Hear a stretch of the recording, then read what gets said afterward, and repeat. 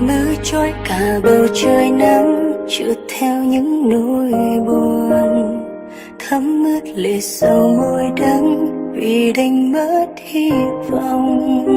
Lần đầu gặp nhau dưới mưa, trái tim rộn ràng bởi ánh nhìn, tình cảm dầm mưa thấm lâu em nào ngờ. Mình hợp nhau đến như vậy, thế nhưng không phải là yêu.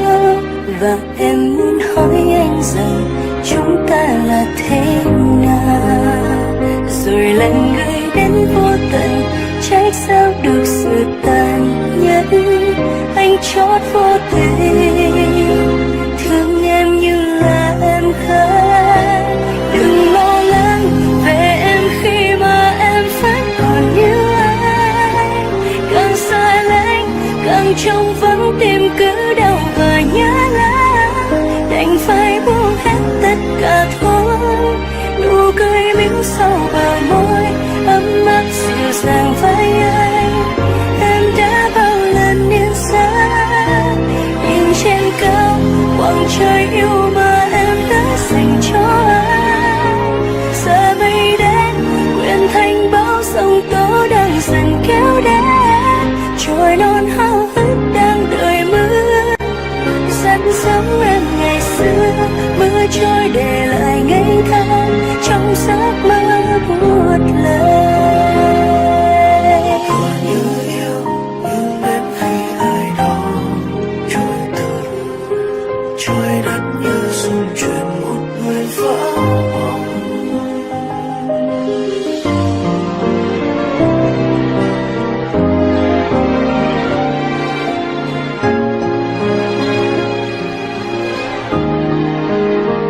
Mình hợp nhau đến như vậy, thế nhưng không phải là yêu. Và em muốn hỏi anh rằng chúng ta là thế nào, rồi lần người đến vô tận, chắc sao được sự tàn nhẫn.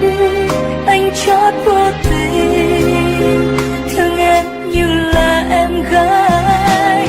Đừng lo lắng về em khi mà em vẫn còn yêu anh. Càng xa lánh càng trông vắng tim cứ đau và nhớ lắm. Đành phải buông hết tất cả thôi, nụ cười mỉm sau bờ môi ấm áp dịu dàng với anh. Em đã bao lần yên xa nhìn trên cao khoảng trời yêu mà em đã dành cho anh. Giờ mây đến nguyện thành bão giông tố đang dần kéo đến, trôi non hao hức đang đợi mưa.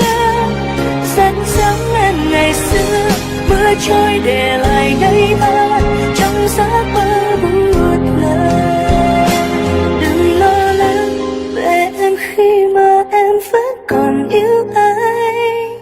Càng xa lánh càng trông vắng thêm cứ đau và nhớ lắm. Đành phải buông hết tất cả thôi, nụ cười mỉm sau bờ môi ấm áp dịu dàng với anh.